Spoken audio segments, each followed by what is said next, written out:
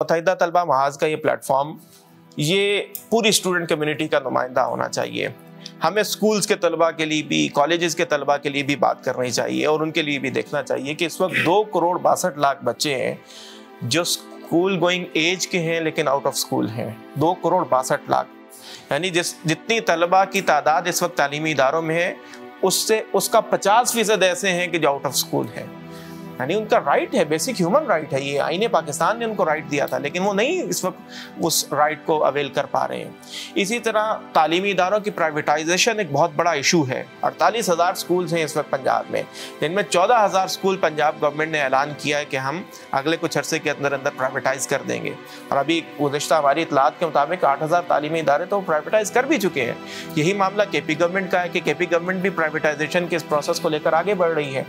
फिर इसी तरह हम देखते हैं कि तालीमी इदारों के अंदर चूँकि बजटिंग नहीं है तो एक माशी इस्तेहसाल हमें हर जगह नज़र आता है कि वहाँ पर तालीमी इदारों में तहकीक के ऊपर कोई आगे बढ़ोतरी नहीं हो रही है, कोई इन्वेस्टमेंट नहीं हो रही है, नया इंफ्रास्ट्रक्चर नहीं बन रहा है। एक बड़ा इशू इसी के नतीजे में रोज़गार ना मिलना भी है, और रोज़गार नहीं मिल रहा तो ब्रेन ड्रेन है। 92,000 ग्रेजुएट्स हैं कि जो एक साल में पाकिस्तान से बाहर गए हैं। 92,000 ग्रेजुएट्स हैं, यानी आप ये समझ लीजिए 1,00,000 ग्रेजुएट्स हैं जो पाकिस्तान से बाहर गए हैं एक साल में। ये ब्रेन ड्रेन मामूली ब्रेन ड्रेन नहीं है।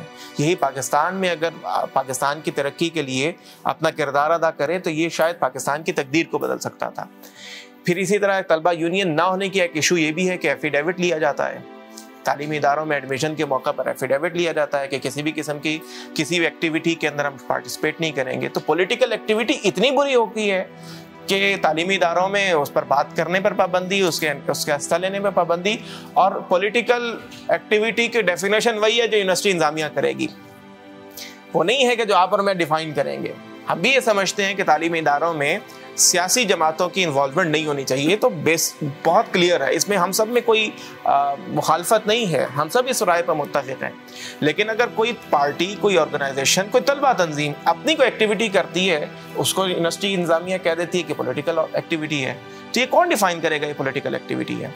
इसी तरह हरासमेंट के हवाले से बहुत अच्छी बात है कि मालूम है कि एक अथॉरिटी यूनिवर्सिटीज़ में बनी है, लेकिन उस अथॉरिटी में तलबा की नुमाइंदगी कहाँ है? उस अथॉरिटी में उसका निगरान कौन है? उसको लेकर कौन चलता है? वही असातिज़ा के बसावक़ात जिनके खिलाफ एप्लीकेशंस जा रही होती हैं वही उस अथॉरिटी के अंदर भी मौजूद होते हैं।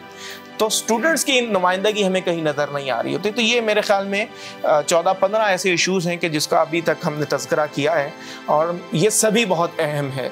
लेकिन इसमें बहुत बुनियादी, बहुत फोकस के साथ अगर काम करने वाली चीज़ है तो वो यूनियन की बहाली का मामला है। अगर वो एक फोकस पॉइंट हम कर लेंगे तो ये सारे उससे रिलेटेबल हैं, रेलिवेंट हैं, उसके नतीजे में बहुत सारे ऐसे मसाइल हैं कि जो हल हो सकते हैं।